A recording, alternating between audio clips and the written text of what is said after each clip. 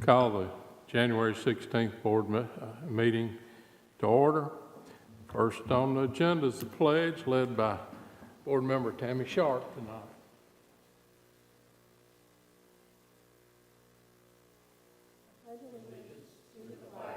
Of the United States of America and to the republic for which it stands, one nation under God, indivisible, with liberty and justice for all.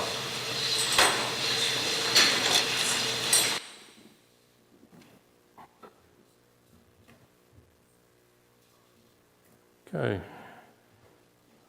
Tonight, on the moment of silence, I'd like for us to remember Brenda Barrett, who was a special ed teacher for Rutherford County for 36 years. She passed away this week. She taught at Walter Hill and Wilson Elementary. I want to remember her daughter Emily and husband Mac and the rest of the family. So join us in a moment of silence.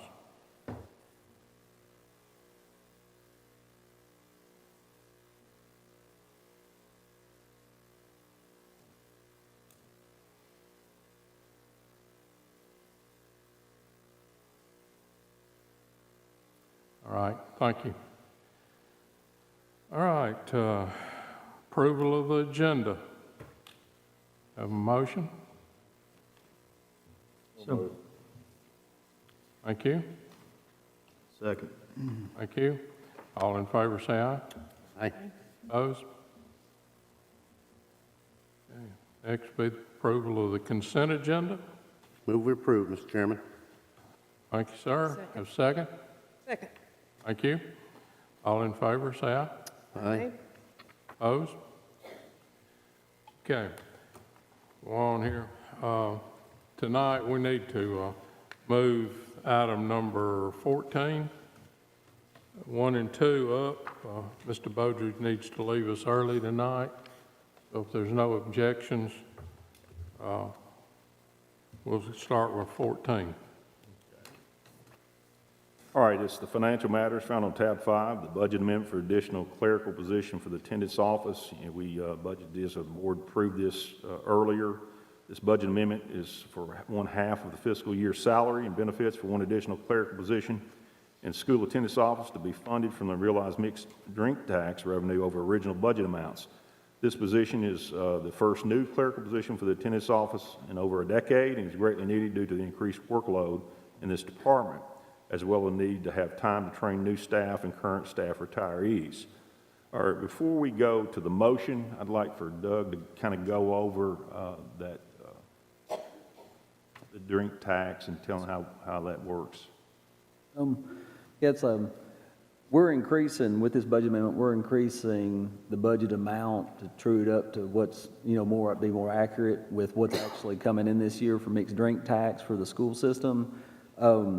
Just the other day, the county finance director, she was giving the budget committee an update of the fund financial health and also how revenues are tracking. And I'm making you aware of this because, of course, when she was going through the different revenue streams for the county, she had noted that the mixed drink tax was slightly under budget. And of course, that's why if you hear that as board members, I just wanted to explain this. So it's like, well, then why are we increasing the budget for mixed drink tax if it's slightly under that? They budget, this county budget is for the county portion of the mixed drink tax that goes in the county general fund.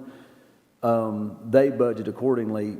Because the mixed drink tax that goes to education, which is 50% of the local portion of the mixed drink tax, when Jeff and I were budgeting the revenues this last spring, it was in the middle of a state Supreme Court case that several county school systems had gone with the cities.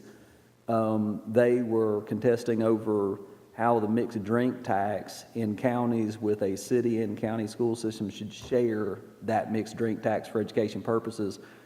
When we set the original budget for mixed drink tax, we were very conservative because we did not know what the state Supreme Court was going to do. If they had decided the city gets to keep all of it, then we wouldn't be receiving any mixed drink tax that was generated situs in Murfreesboro city limits. State Supreme Court ruled, and They ruled for the cities. However, the city attorney, and we agree with him, that because the city of Murfreesboro school system ends at 8th grade, or I'm sorry, yeah, 8th grade, and he, or 6th grade, I apologize, 6th. 7th. Ends at- I'm sorry, 7th. Okay. Forgive me, it's been a long day. I'm sorry. Ends at 7th. He agreed that we would continue to prorate based on the weighted ADM, just like we've always been doing. And so with that, what we conservatively budgeted at the beginning of the year for mixed drink tax, of course, it's going over now.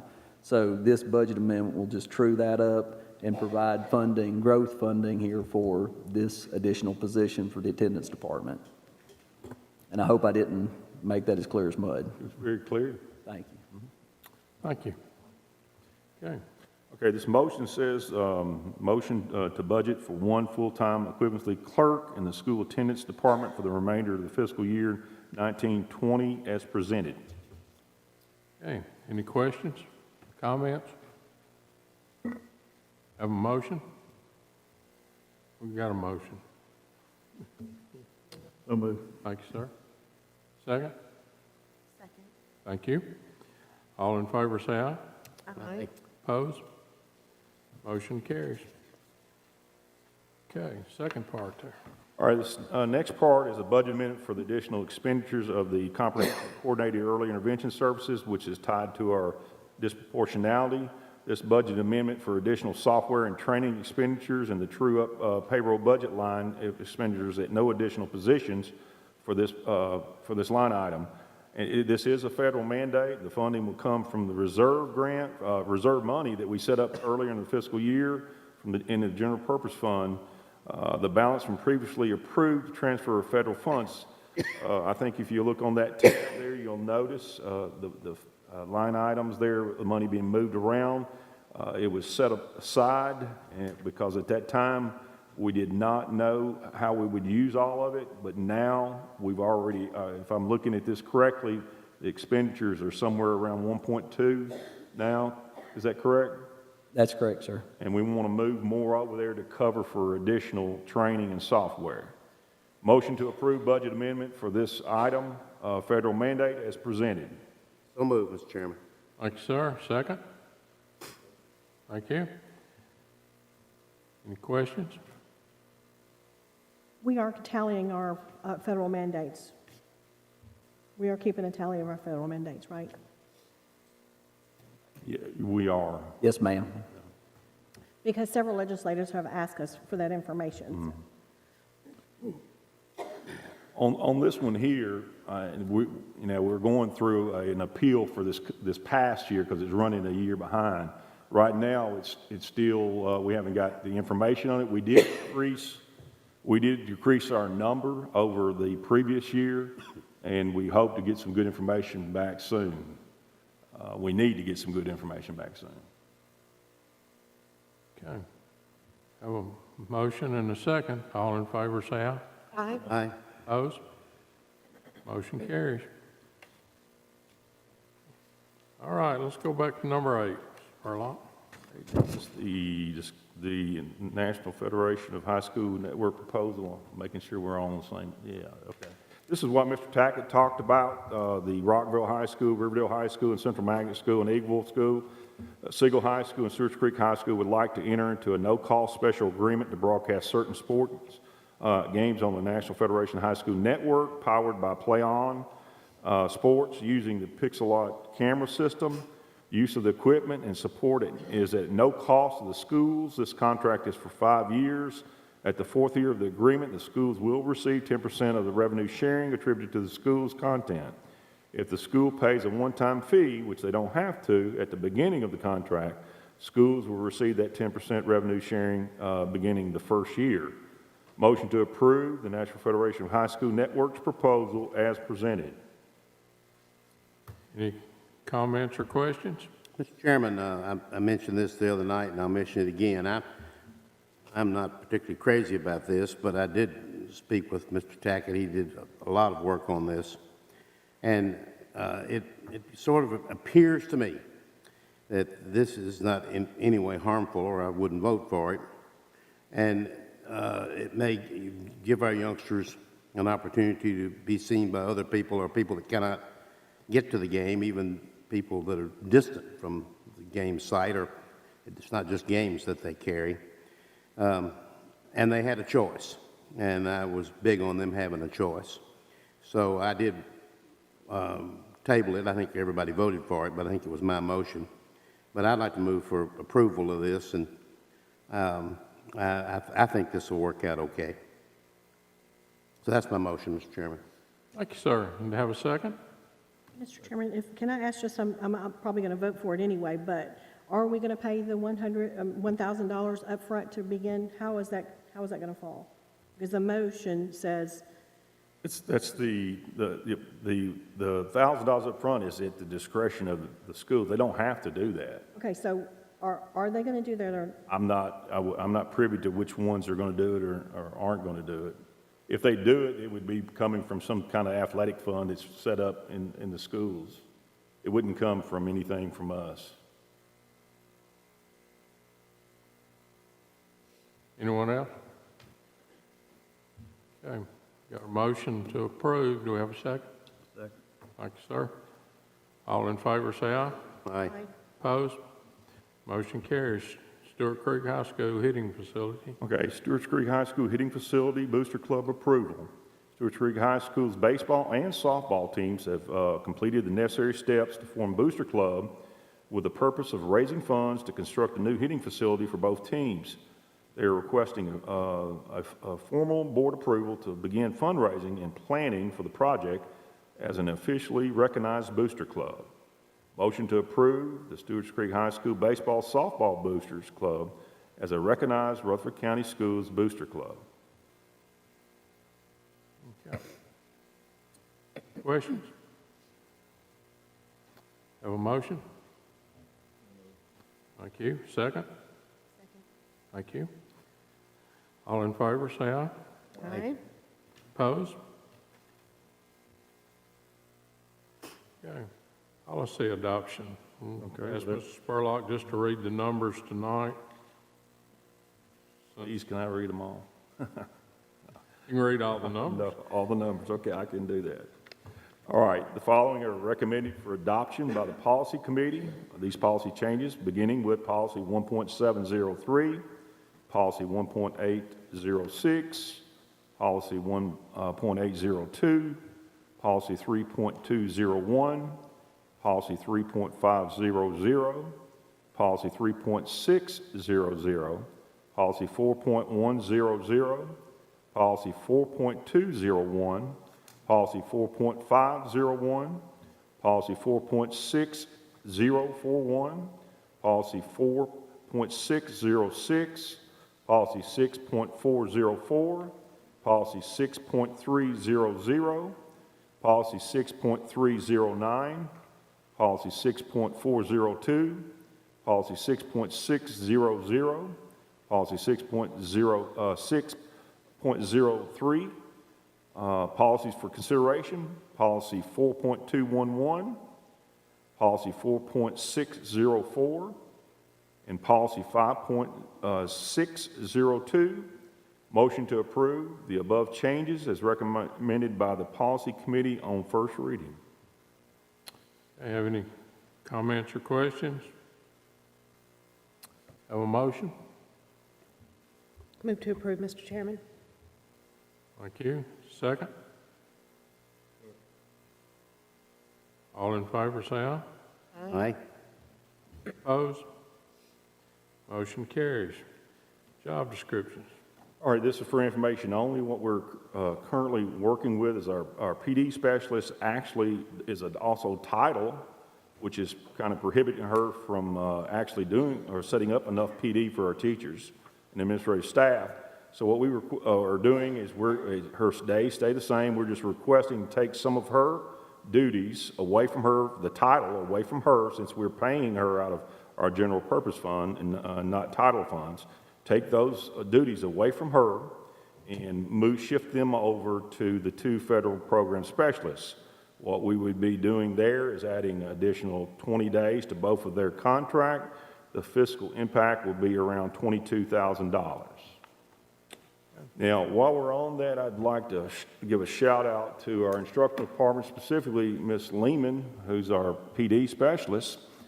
Last year, we spent $255,000 for our summer conference. This year, we're going to be spending much less. In fact, we're cutting it by $90,000. One of the things that when Dr. Sullivan came on board and he and I talked, and I said that was one of the areas I think that we can start saving money in. $90,000 is just the beginning. I think that with our instructional staff that we have, some of the things that we can still provide a very strong professional development for our teachers and our administrators, but at a lower cost. So I thank you guys for doing all that. Okay. There's no facilities request tonight. Facility for Laverne High School. All right, this is Laverne High School. Laverne High School Principal Dirk Ash has requested permission to renovate the LHS letters on the hill in front of the school. Engineering Construction has reviewed the request and finds the letters to be in disrepair. Mr. Ash has contacted the MTSU Concrete Management Program and Department and found local contractors to work with the school at a discounted rate. The cost is not to exceed $13,000 and will be paid by the school. Motion to approve LHS request to replace the letters on the hill in front of the school, not to exceed $13,000. Okay. This is one that we didn't vote on last month. It was expected to be less than the 13,000, right? Yes. Yes, sir. We're working with a couple of the contractors, and Mr. Ash is working with them. They're going to work with possibly some of the students there after hours and let them do some of the demolition, which will reduce the cost. I personally, and I'm not a LHS, I'm on the other end of the spectrum, but this is kind of a local, has become kind of a local landmark, the LHS, kind of like Hollywood letters and stuff out in California, and maybe not on the same scale, but it's kind of the same deal. And that was done with a donation and built by someone else, and it's really gotten in bad shape. And to me, it's no different than a sign out front of a school or something like that, and we've allowed the schools to partner with banks and different things, and Mr. Ash's, the MTSU concrete program is lobbied for them with some of these contractors that have special skills that they don't have to do this work at cost and assist the school, and I guess I'm throwing my 2 cents in to kind of ask y'all to let them do it. Thank you. Thank you. Any other questions, comments?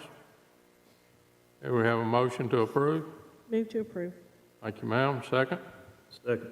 Thank you. All in favor, say aye. Aye. Opposed? Motion carries. All right. We've already done those others. Insurance update. Update at this time. Director's update. Yeah, one of the things that the commission has asked us to do is kind of look at ways, or they're actually looking at ways of additional revenue stream. One of the things that Mr. Boulder and I have been working with, we've actually attended one of the IDB meetings. We're going to request what's called a pilot program, payment in lieu of taxes. And what that basically does is the IDB brings in industry in, and they abate the property tax, the portion of the local school property tax. We are requesting that the IDB or the industry pay the county government that our portion, which will be allocated to us. We've spoken to quite a few of the commissioners. Some are on board. We think we've got, a pretty good opportunity. We did appreciate the IDB allowing us to come to their November meeting and go over that. It's not unique. There are two counties currently, Williamson County, for example, has had this in place. Williamson County last year received $828,331, and in Hamilton County's had it in place a little bit longer. They received $8,274,608. Mr. Bodery says that looking at his estimation, we could acquire, if this pilot was to be passed, we could acquire up to $6 million. Now, I told him I was going to be a little bit more conservative and say maybe $3 to $4 million. But we have had people listening. We hope that they will take this. One of the things that we think that attracts businesses to our community, and we know there's a lot of attraction going on, is that not only is it about, the tax abatement helps. It does help somewhat. However, it's not the be-all, end-all. It's about infrastructure. It's about good schools. It's about a quality of life. It's about restaurants. Man, if you can't find a restaurant to eat here in Murfreesboro, you've got a problem somewhere. So we think it has a good chance. We can't say certainly, but there's going to be a meeting on 29th of January that Mr. Bodery and I will be attending. And during this meeting, we hope, we know it's going to be discussed, and we kind of hope that this is something that we can all see that it's a win-win for everyone involved. Is that it? That's it. All right. Tennessee Legislative Network, Ms. Johnson. Yeah, just a few things. First of all, the legislature reconvened this week, so it should be an exciting season. Notice that Governor Lee has added several additional people to his administration. I think there's 3 that we noted. They're all voucher friendly, so we should see how that ends up. And we had that opportunity to meet with some of our legislators recently, and I deeply appreciate their time, and I've talked to a couple of their offices outside of those meetings recently, and I'm encouraged by the response. So I'm looking forward to the season. Thank you. Okay, federal relations, Ms. Sharp. Well, I agree with Ms. Johnson about the legislator. I think the meetings that we had last week were very informative, and I do believe they're listening to us, and I'm hoping that we'll see some legislation out of that. I think the meetings were very, very good. I'm encouraged.